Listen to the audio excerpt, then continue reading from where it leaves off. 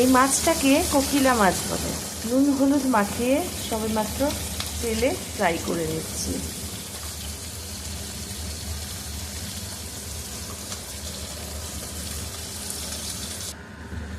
এরপরে কড়াতে একটু কালো জিরে ফোড়ন দিয়ে দিচ্ছি, সাথে দিচ্ছি টমেটো এবং কাঁচা লঙ্কা। কাঁচা লঙ্কাটা আপনারা একটু বুঝেই দেবেন, আমি এটা ঝাল হয় বলে তাই কাঁচা লঙ্কাটা একটু মানে টেড়ে টেড়ে দিয়েছি, আর একটু বেশি পরিমাণে দিয়েছি। টমেটোটা একটু হয়ে গেলে তারপরে এর মধ্যে জিরের গুঁড়ো, ধনের গুঁড়ো মেশাবো। এর মধ্যে দিয়ে দিচ্ছি একটু আদা রসুন পেস্ট।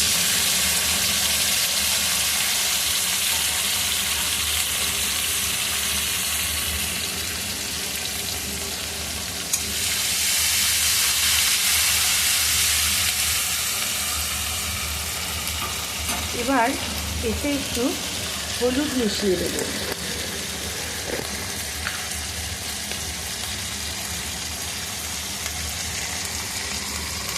হলুদটার পরিমাণ আপনাদের যেটা মনে হবে আপনারা সেভাবেই দিয়ে দেবেন।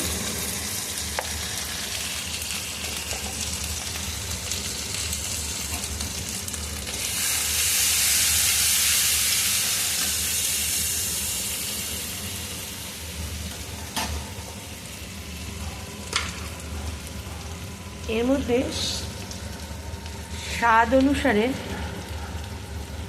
নুন,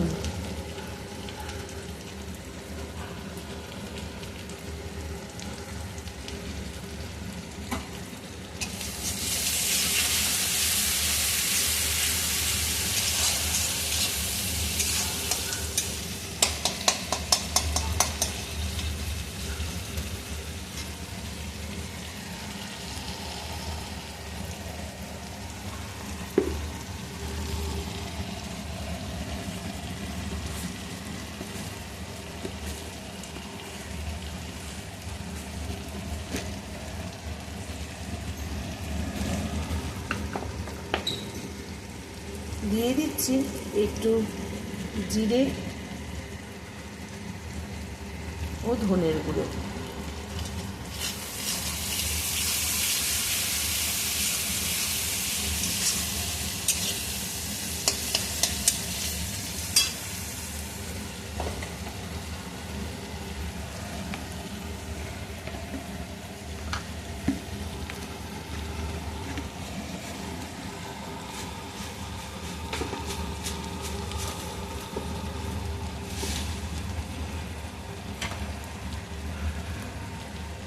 দিয়ে দেবো খুব সামান্য পরিমাণে একটু চিনি।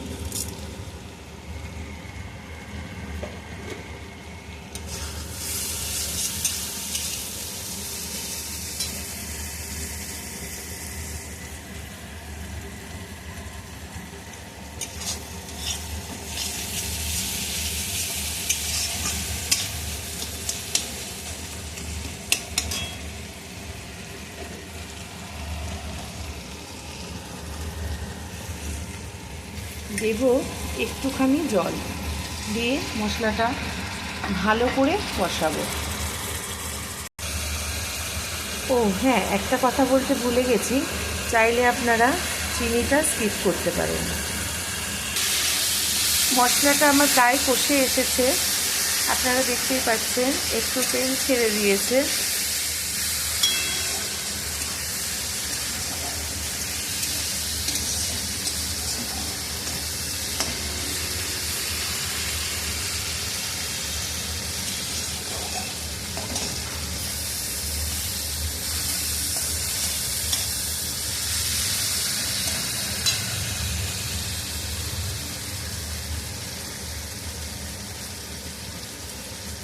এবার এতে দিয়ে দেব খানিকটা জল।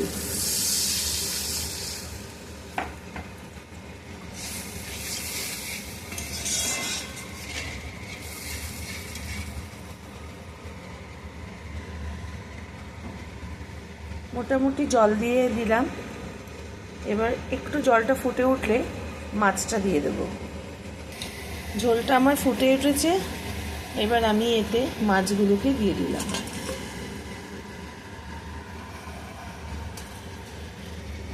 তোমরা কি এর আগে কখনো এই মাছটা খেয়েছো? খেলে পরে আমাকে জানিও, এবং তোমরা কিভাবে রান্না করো সেটাও আমি জানি। এই মাছটা 2-3 রকমভাবে রান্না করা যায়, যে যেরকম ইচ্ছে সে সেরকম ইচ্ছেভাবে করতে পারে। আমি এটা সর্ষে দিয়েও করা যায়, কিন্তু আমি একটু সর্ষেটা অ্যাভয়েড করি, তো সেই জন্য আমি সর্ষে দিয়ে করলাম না আজকে। তোমরা সর্ষে দিয়েও করে দেখতে পারো, খুব ভালো লাগে মাছটা। নামানোর আগে একটু ধনেপাতা দিয়ে দেবে। আমি ধনেপাতাটা খেতে খুব ভালোবাসি, তাই। আর ধনেপাতা দিলে একটা বেশ সুন্দর সেন্টও হয়, এবং আমার কাছে কেন জানি না খুব টেস্টি লাগে, সেই জন্য আমি ধনেপাতাটা একটু সব ব্যাপারেই একটু ব্যবহার করি। যদি কেউ ভালো না লাগে ধনেপাতা, তো দিও না, কেমন? তো আমার মাছটা প্রায় রান্না হয়ে এসেছে, আমি এখন নামাবো। তোমরা চেষ্টা করো, যদি ভালো লাগে তো রান্না করে খেও, এবং আমাকে কমেন্টে বলো কেমন রান্না হলো, কেমন লাগলো। কেমন? ওকে, টাটা।